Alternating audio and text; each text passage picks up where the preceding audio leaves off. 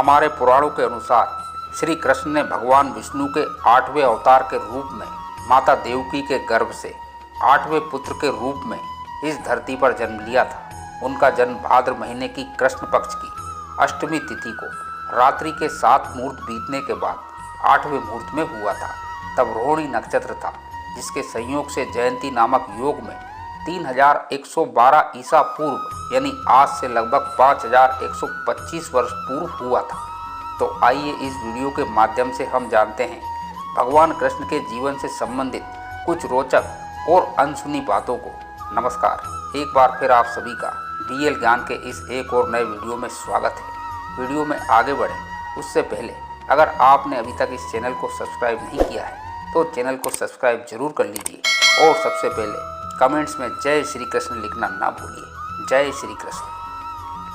भगवान श्री कृष्ण ने मात्र 6 दिन की उम्र में ही भाद्रपद कृष्ण पक्ष की चतुर्दशी तिथि के दिन कंस की राक्षसी पूतना का वध कर दिया था और 1 साल 5 माह 20 दिन की उम्र में भगवान श्री कृष्ण का अन्नप्राशन संस्कार हुआ था।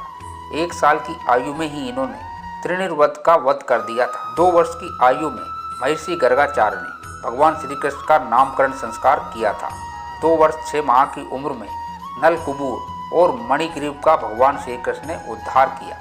2 वर्ष 10 माह की उम्र में भगवान श्री कृष्ण गोकुल से वृंदावन धाम चले गए। 4 वर्ष की आयु में वत्सासुर और बकासुर नामक राक्षसों का वध किया। 5 वर्ष की आयु में अगासुर का वध किया।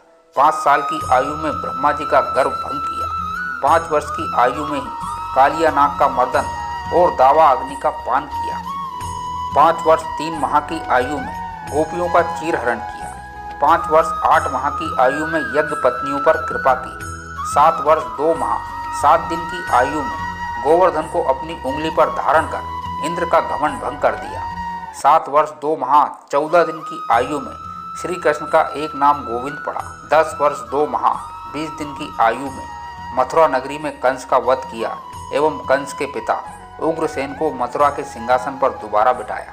11 वर्ष की उम्र में अवंतिका में संदीपनी मुनि के गुरुकुल में 126 दिनों में 6 अंगों सहित संपूर्ण वेदों गजशिला, अक्षशिला और धनुर्वेद कुल 64 कलाओं का ज्ञान प्राप्त किया।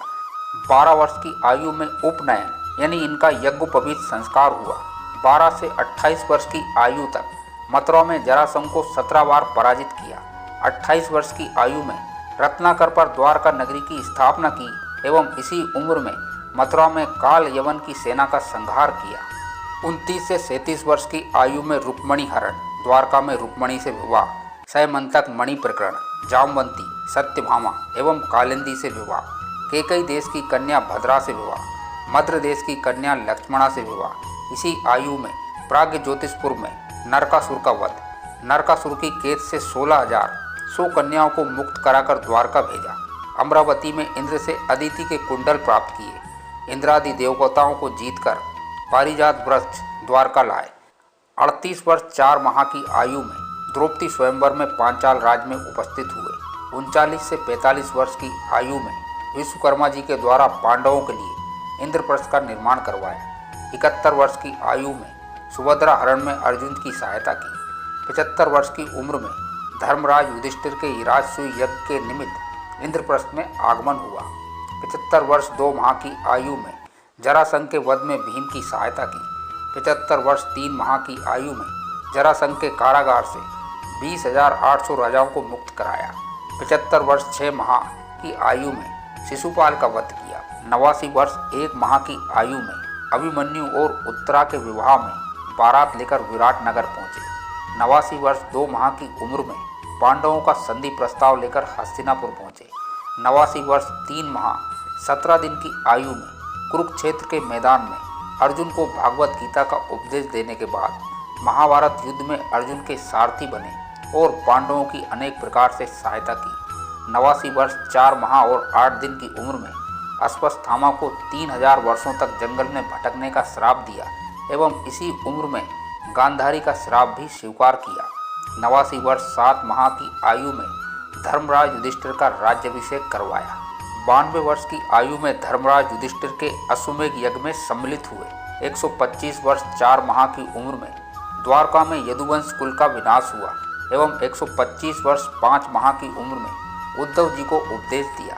125 वर्ष 5 माह 21 दिन की आयु में दोपहर 2:27 30 सेकंड पर प्रभास क्षेत्र में स्वर्गारोहण और उसी के बाद फिर कलयुग का आरंभ हुआ।